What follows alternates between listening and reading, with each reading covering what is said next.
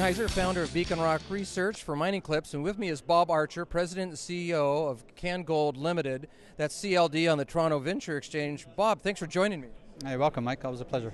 Sounds like you got a new project that you're working on. Yeah, we're pretty excited about this. Cangold just announced on Thursday last that it has signed a letter of intent with Vista Gold to acquire an option on a project in Mexico that would give us the right to earn up to 100% in a project that's very exciting. So right now you just have the project tied up, but what are the next steps and as far as the acquisition goes of the option?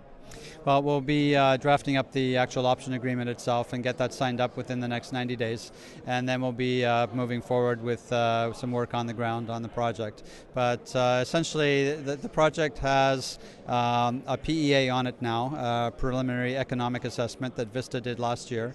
It has a 43-101 resource of about 700,000 ounces of gold equivalent, so roughly 500,000 ounces gold and 40 million ounces of silver.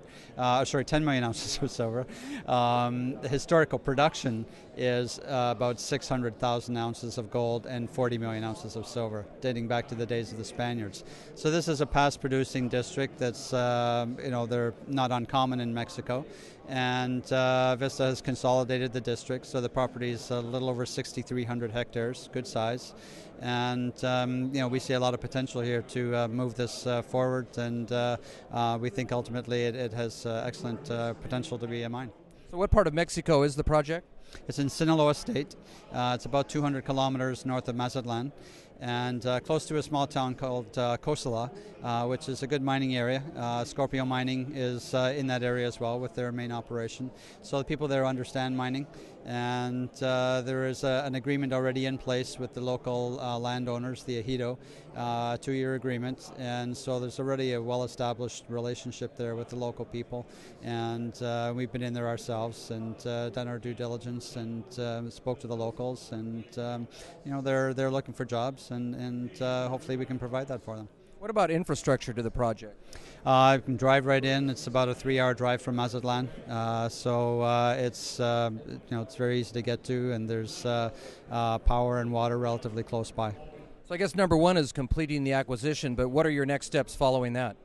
We'll be onto the ground to do some basic structural mapping, relog some of the old drill core, do some baseline studies, and update the resource. We're required to do that under National Instrument 43-101. We've got I think it's 180 days to update the resource, make it current for Cangold, as they say. And then beyond that, we'll get into some confirmation drilling and a bit of definition drilling as well. And ultimately, our goal is to then move the project forward into the pre-feasibility stage. Do you have a sense of whether the outlined resource is the extent of what's potential to work on, or do you see some upside? Well, I think there's lots of upside there still. The fact that it is such a large property, an old district, there are lots of targets that haven't been tested yet, and I think with some structural mapping and a better understanding of the structural controls, that we can test additional targets there and improve on the resource. Tell me a little bit about your management team and if there's any constraints. Well, Cangold is run by the same management team that runs Great Panther, including myself, and that's the real benefit. Obviously, we've got a lot of expertise in Mexico, and the same vice president of exploration, same team on the ground, and a lot of common shareholders actually already. They're invested in both companies, and so with Great Panther, I mean we're a known entity, and we've been successful in building a company, so people know that we have that ability. So when we're starting out with a new venture like Cangold, there's a lot of upside with a proven management team. So what should investors that are interested, what should they be looking for as far as news flow or catalyst, if you could remind me? Well, probably the next thing is just going to be signing up the actual option agreement itself. So maybe 4 to 6 weeks, somewhere in that kind of time frame. And then beyond that, we'll be announcing our plans to get out onto the property and talking a little bit more about what we're finding and that type of thing. And after you get done squaring away the resource, then you'll be stepping out and getting a grasp of what your vision of the project is, I imagine. Yeah, that's exactly right. We'll be, rather than update the PEA, we'll probably just move straight into a pre-feasibility, but that's essentially what we'll be doing with that. We'll have our own ideas on how best to approach the project. Yeah, I mean, we're obviously very excited about it. So it's still way early, but is this a project that's the size that you could take it to production, do you think?